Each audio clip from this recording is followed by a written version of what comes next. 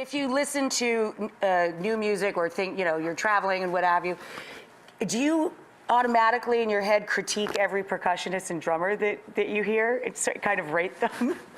No, it's not really. I mean, it's to me, it's about the song. You know?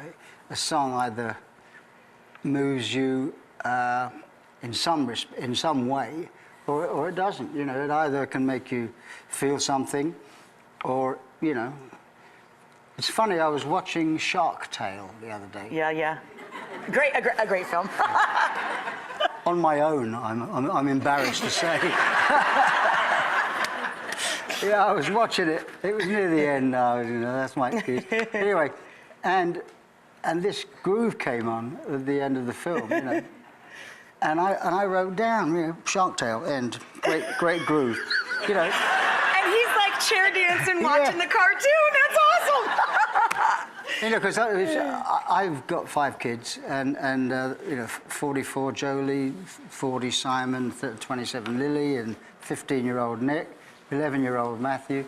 So I, over the years, if someone says, what new films have you seen? I say, well, Inside Out, I saw Finding Nemo. I don't think I've seen a human film. Sent you some DVDs, a little collection. Yeah. And 2 of your sons are great drummers. Would they say that you were a great drum coach? Did you teach them? No, I think that's a bit like teaching your wife to drive. It's something that's best left to somebody else. I tried to teach him to play the drums, and that didn't work. Oh, look at that. Yeah, how'd that go? Well, it didn't go much farther than that. Didn't go much farther than that. He's still got Prince Charles trying to learn how to play the drums. He's still got his proper job, and so have I. But I didn't really teach them. I gave them opportunity. I mean, Simon, is 40, and he's been playing all his life, and he's a fantastic drummer. And he writes and he plays, and he's got his direction that he's making his CDs in. Nicholas, of course, is only 15. Yeah, the book begins, you're about to play a date with him, and he's just 14. I was like, that's so cool, playing with your 14-year-old son is great. But he's turned out to be an incredible drummer, and I am doing some shows next year. And yay! Yeah.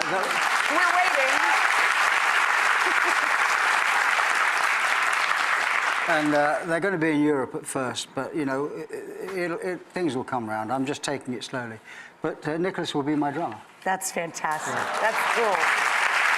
This is a beautiful vinyl collection, too. The singles, most people buy it in this form, but I'm a vinyl-phile. So just if you collect vinyl, it's an amazing set that I'm hoping I can bribe Phil into signing for me with my food. It's so cool. It really is a beauty. Well, it's kind of been a year of reissues. The record company wanted to reissue all my albums, and I said, well, I don't know if I want to do that. It looks like a marketing thing, but if we can bring something fresh to it. So I did all the covers again, cool. Which was really a nice idea to, me on face value. I was 35 years ago, and so we took a picture of me, same lighting, everything, so you have to double take it. So we did all the albums like that. So cool. And added some other tracks. And this is really the last thing. This is all the singles, not just the hits, the ones that weren't hits as well. That's another thing I love about the book is the quote on the back. I'm Phil Collins, and as you can see from the front cover, I'm not dead yet. But when I do go, I prefer my epitaph not to be, he came, he wrote to studio, he left. That's why I wrote this book. That's really it in a nutshell. It was a wonderful visit in print. I truly love it, and it's just such an honor to have you here in my kitchen. Thank you very much, Rachael.